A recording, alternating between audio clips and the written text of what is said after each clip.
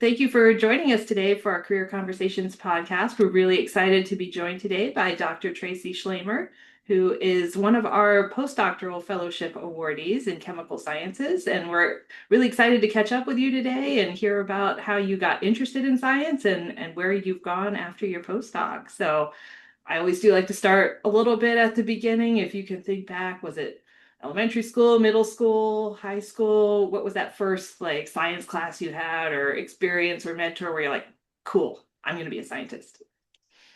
Awesome. Yes. So, Anne, thank you so much for the invitation. And it's really a privilege to be here today. So, how I got into science, perhaps a little bit unconventional, I completely fell into science and chemistry. I grew up as an army brat, moved, yeah, and that's what I saw in my day-to-day life, moving every couple years. And by the time I hit high school, I was good at math and science. Mhm. And so I figured as I was applying to colleges and enrolling in courses, I guess I'll be a medical doctor. That's just what I had exposure to in the early 2000s and in my life experience. And it was really freshman year, the University of Michigan, Ann Arbor, organic chemistry one is when I was really captivated by the power of organic chemistry and what you can do with chemistry and how it really impacts our society, from very small to very large ways. So that was really the beginning of the end. I think I still held on to those pre-med dreams for a couple of years. And then I realized, nope, this isn't for me. And then I got into research and found a good research fit. I had tried out a few different things before ending up in actually Professor Ann McNeil's lab as an undergraduate researcher back in the day. And that that is really what jump started my career. And for those of you who don't know me, even beyond my time as an undergraduate, I actually, before going back for a PhD, and I taught high school chemistry for 6 years in my time. Wrapping up as an undergrad, and hearing, and as all of you hearing my story and how I really fell into things, I was really captivated by that question of what if someone like me could bring back what I loved about chemistry, and materials organic chemistry, and expose students to that at a younger age to be more intentional than I. So that's where I digressed and took a 6 year stint in the classroom before coming back for a PhD and continuing in R&D. So how did you make that transition back in? I think a lot of Mhm. people are hesitant to take a break or to do something else. What was it like to come back as an older student, Mhm. and how did you find the program that was going to fit you after having been Mhm. out of, school for a bit? Mhm. Mhm. Great question. Although you were in S- school, but you were in a uh, different school. Very different, very different. Um, so So to that first question of I went into teaching planning for it to be my forever career. I had a really, really not only great schools that I worked in, but also a really great support network through a foundation called the Knowles Teachers Initiative. And I didn't plan on leaving. So it wasn't a back pocket scenario, but I hit a wall probably, well, I hit a wall where I realized the ways that I wanted to grow professionally just weren't really accessible. I didn't really want to be an administrator. I had maxed out, my teaching load. My students wanted to keep taking courses with me beyond AP chemistry, and ultimately wasn't able to do that due to funding constraints internally. And that's where I really wanted to go. So that's why I went back to graduate school. And then how I selected the opportunities, many of us encounter two body opportunities. Or challenges, opportunities. I, and so I knew I wanted to stay in Colorado. I Mhm. was living in Colorado at the time, and that's where we needed to be, at least for the foreseeable future. And there were great opportunities there. And that's how I ended up going to Colorado School of Mines and also doing work there, and also a lot of my work at the National Lab of the Rockies as well for my doctoral research.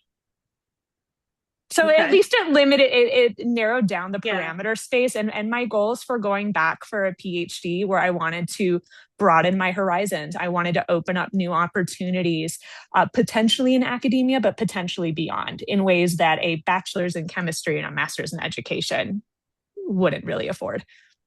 Yeah. So you just said, like, you had almost a split PhD. You were working in two different places. What was that like? Did you create that program for yourself, or was that something that was there? Uh, Combination of both. Mhm. A PhD is always a choose your own adventure. And so I'm really grateful for the support, flexibility, because we're following results from up to the minute work. So So and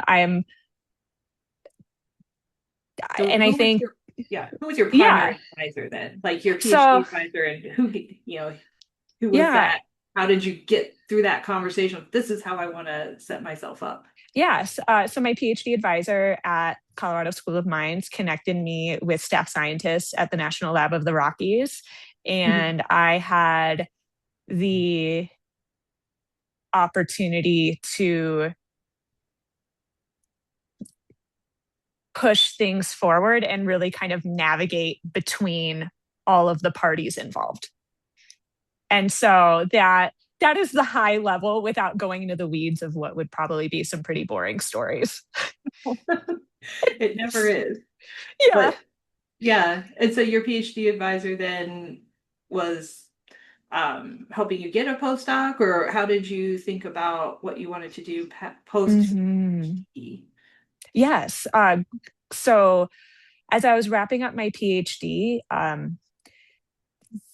really I was seeking both postdocs and other opportunities, such as at startups. And so I, um, I really took the initiative in setting up those next steps and opportunities in interviewing. And so I was reaching out. I knew if I stayed in academia, I wanted to Yeah. diversify my skill set beyond the work I was doing in photovoltaics. And because of that choice, that's really where that initiative had to come from me, and the onus came from me. So I was cold calling lukewarm Wow. connections, and that is where connecting with Professor Dan Congreve. He was at the Roland Institute at Harvard at the time, and that's where I started my postdoc, where that really was just a match made in heaven. I'm so grateful for, again, Anne, as you listen to this, and folks listening to this, there's a lot of serendipity involved where I knew enough to, I made enough of a goal for myself. I want to diversify my skill set in a postdoc, where then I wasn't quite sure what the outcome would be, but I could execute enough. And then with the right place in the right time that you can't control, that's really what opened up that door to end up at Harvard and then Stanford, and then really uh, have the wonderful opportunity to engage with the Beckman Foundation. So now you've moved. So now we're not stuck in Colorado anymore. That's Correct. great. Right. Again, those two Yeah. body opportunities, those are it, it's a dance. And so by that time, it was easy choice of we're going to move because this is really an opportunity that no one could pass up. So Yeah. it took right, it's sacrifice from both ends, right? For my PhD, I stayed in Colorado, and then for those next steps, my partner made some professional sacrifices to make it happen. So I'm very grateful for this journey and so many people along the way that make it happen beyond, me and my direct professional circle. So how did you it's just maybe a silly question, but how did you do Probably cold not. calling? Like, what confidence did you instill in yourself, and how did you approach sort of your Hmm. first Hmm. you know, letter? Like what were the key things you put in there? Just for people Absolutely. who are, maybe No, approaching this and need to write a letter that to someone it they don't know. it's a great question, and it's actually something that I've even, coached people on, Mhm. off the cuff. So I'm so glad you asked this because this is really important. It's really scary, right? And also this is before, for actually, I think mostly for better, this is before ubiquitous AI. So I'm not going to chat GPT and saying, please write me a skeleton letter. Make But this more professional. Yeah. yeah, yes. And so ultimately, when I was reaching out to folks, one, before even writing that letter, I took the stance of, I know that these professors get a ton of cold emails all the time. And Mhm. so, whatever happens, not to take anything personally Mhm. for no matter the outcome, because I assumed that a pretty low hit rate in response because life, right? And so that was my stance. Um, Yeah. of just level setting expectations. That's But in right. terms of what I actually put in these letters, keep it short and sweet. Who am I? I see you have this open position. Mhm. This is why I think I would be a good fit. And this is, 3 to 4 sentences. And then I attached, my CV. I attached a cover letter separate from my CV that was actually a few paragraphs long, Mhm. to show that I was dedicated and had really put that thought into reaching out to them, that this isn't just, you're at a fancy institution. No, but this is why I would be a good fit. And so in the case of, uh, with Dan Congreve, I'm saying, hey, look, I have this background in PV. Yes, I see that your lab does some work in this area, but that's actually not what I want to do. I want to do work in the volumetric additive manufacturing. And here's the connective tissue of Mhm. why I could grow into this. And it's my experience with organic semiconductor engineering. And so, email body short and sweet. Who am I? Why me? Why now? And then, give the detail should that be enough of a hook for someone to want to dig further. And I'm very grateful. The people I reached out to, I had a very high hit rate. Some people said no right away. They said, man, if you brought your own funding, or, like, I can't fund you right now, and I'm sorry, all the way through, obviously, like, come visit my lab and then let's interview. So a whole host of responses. And to use the Can you colloquial share term, like actually how many? shockingly little ghosting. So, Yeah. How many did you send out? Just order of magnitude. You don't hmm, have. yep. So I was really tailored. And Mhm. so I knew I wanted to do this in phases. So I reached out to three, which is a shockingly small number, but Yeah. because of my response But you rate was put the three work for in. three, and Yeah. then I got a hit. And so, of course, I would have done more phasing, but Yeah. I still had time, right? I had started, 6 plus months before, or, on the order of 6 months before my defense. And I Mhm. know some people start earlier. Yeah. But I think that Mhm. also speaks to the preparation you put into making those approaches to people, which is really Mhm. scary. So thank It's you for really sharing that. Yeah. scary. Yeah. And even beyond that, because, we're probably nudging towards, let's talk about what have I done since my Yeah. postdoc. Um, it's the same thing that I've learned then, with getting a pretty high response rate. It's shocking, that isn't always going to be the case, but here it was. And then also in transitioning and really networking beyond, my academic professional network, was people are generous. Time is finite. And so that is, but on average, people are very generous. And so I've done also a lot of cold reaching out for informational interviews to try to get some connective tissue in that next transition. And again, Mhm. pretty high hit rates. People want to help as long as you keep it short and sweet. But I Yeah. digress. Hmm. No, Hmm. no, and you're exactly right. I'd love to hear what was the next step, because I think you've ended up in some place people might not say, oh, that's where a chemist would go. So Yes. how did that happen? Yes. And so as I was wrapping up my postdoc, I knew that, I knew that a faculty position could be a really great fit. And I absolutely applied and interviewed for a number of faculty opportunities worldwide. And I also knew that everything is competitive, not just academic positions, but we anyone who's listening, you're probably most familiar in that space. And so I knew that professionally, I wanted to support low technology readiness level R&D and to support its translation to the real world, to real world opportunities. And this theme, goes all the way back to what even captivated me in chemistry, which look what we can do with this. But so much research dies on the vine. It doesn't make it less important if it dies on the vine. But what about the things that maybe don't deserve to die on the vine? What does it mean to be an advocate and move that on? And so as I was applying to faculty positions, I was also applying, to startups, maybe a more traditional role of let me be in the lab. But I also was looking at other opportunities because it's not just the bench lab work that moves things across the table.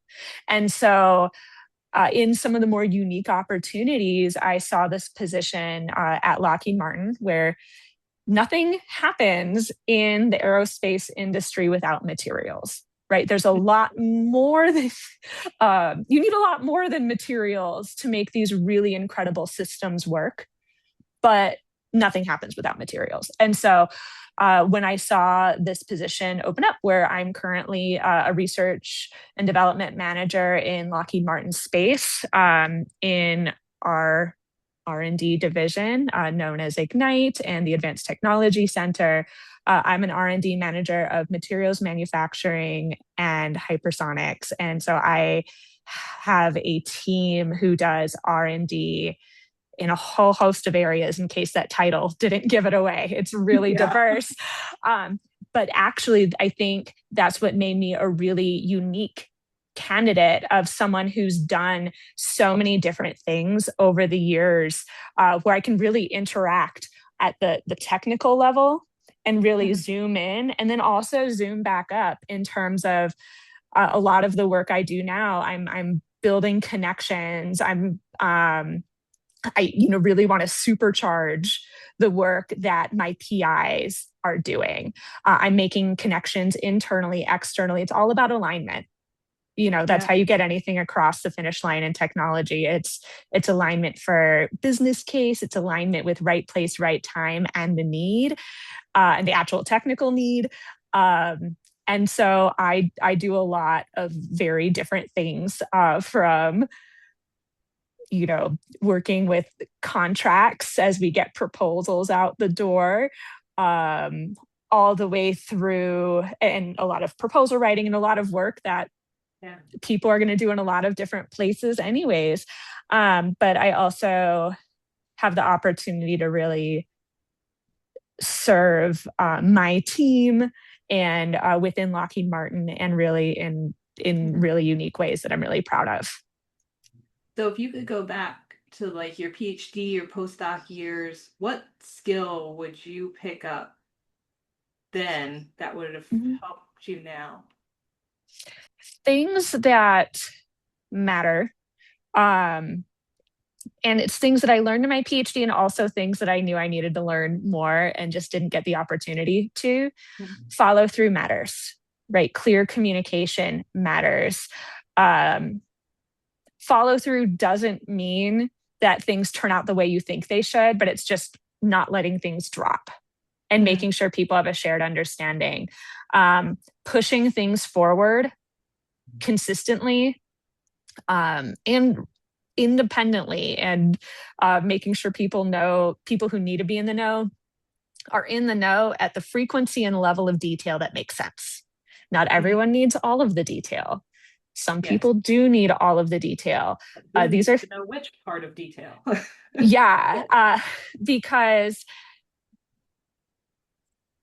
for decision making anywhere, Mhm. this is not just exclusive to where I'm at now, really understanding how to navigate that and also be transparent um, in collaborative works because everything always is collaborative um, matters a lot. And so those are some things that I definitely had a lot of experience with in my PhD and in teaching, frankly. Mhm. Um, but I find myself in this context, you know, relearning, what are the nuances of this context? What are the nuances of these people that I'm working with? So I think it's my answer to that question is less of a what do I wish I learned? And more of a here's the stance, and be aware that you might be in a position saying, oh my gosh, I thought I learned this lesson, but I clearly wasn't able to apply it here. And how can I be humble and just ask how I can do it better next time? Because it is hard to go, any transition is hard, Mhm. let alone from academia to a worldwide company Yeah. with many, many, many, many employees. And so, again, circling back to even, reaching out to people and cold calling them, I do a lot of that here. And Mhm. people are generous. People, will acknowledge and be, people are very kind when they know you're doing the best you can. Do you have any last words for our group? Mhm. Yeah. I think my last words are you can always try something new given the opportunity. Don't pigeonhole yourself. If I had pigeonholed myself, I would never be where I am today. It's scary, but it's possible. And so you are capable and you can do it. That's great. Thank you for that motivational message. And thank you for joining us today and sharing your unique journey. We really appreciate you taking the time and being so open about it. Thank you for the invitation, Anne. Yeah.